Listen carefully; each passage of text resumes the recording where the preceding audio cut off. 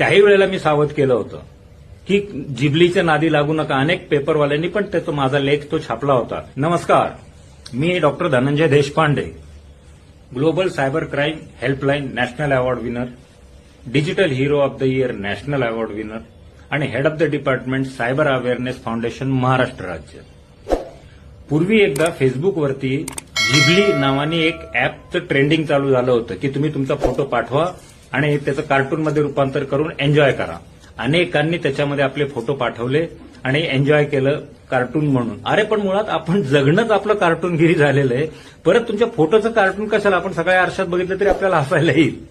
त्याही वेळेला मी सावध केलं होतं की जिबलीच्या नादी लागू नका. अनेक पेपरवाल्यांनी पण त्याचा माझा लेख तो छापला होता की जिबलीच्या नादी लागू नका. पण जे अनेक लोक त्याच्यामध्ये कौतुकाने, उत्साहाने, उत्सुकतेने गेले आणि त्यांचे काय होतं की असे ॲप तुम्ही वापरत असताना ते तुमच्या विविध परमिशन मागतं आणि तुम्हाला ते द्याव्या लागतात. या केसमध्ये तुम्हाला तुमची गॅलरी द्यावी लागते, ऍक्सेस तुमचा, म्हणजे थोडक्यात तुमचा अकाउंटचा सुद्धा ऍक्सेस त्याच्यात तो मागितला जातो. आता इमॅजिन करा, त्या ज्यांनी कोणी ॲप बनवलंय त्यांना तुमच्यामध्ये इंटरेस्टही नसेल, पण तुम्ही आणि ते ह्यांच्यामध्ये जर तो डाटा लीक झाला तर केवढ्यात पडलं.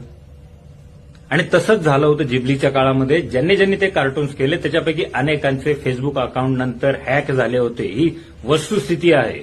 माझ्याचकडे त्या केसेस आलेल्या आहेत. आता परत तोच एक नवीन ट्रेंड चालू झालेला आहे. तो आहे 3D इफेक्ट. पुतळ्यासारखा तुमचा फोटो पाठवला की तो 3D इफेक्टमध्ये पुतळ्यासारखा तुम्हाला करून मिळतो. आणि तुम्ही अनेक शिकलेले, टेक्नोसॅव्ही, सुशिक्षित लोक ह्या नादात परत अडकतायत की तुमचा फोटो पाठवतायत आणि तुम्ही मागवता, 3D इफेक्टमध्ये तुम्हाला मिळतो, आनंदाने शेअर करतायत. याच्यामध्ये जिबलीसारखाच धोका आहे. कारण तुमचे सगळ्या ऍक्सेस त्यांनी मागितलेले असतात, त्याच्याशिवाय तुमचा फोटो ते 3D मध्ये करून होतच नाही. तुमची गॅलरी जाते त्यांच्या ताब्यात, तुमचं अकाउंट जातं त्यांच्या ताब्यात, ईमेल आयडी जातोय त्यांच्या ताब्यात, काही ठिकाणी मागितलं असेल परमिशन तर.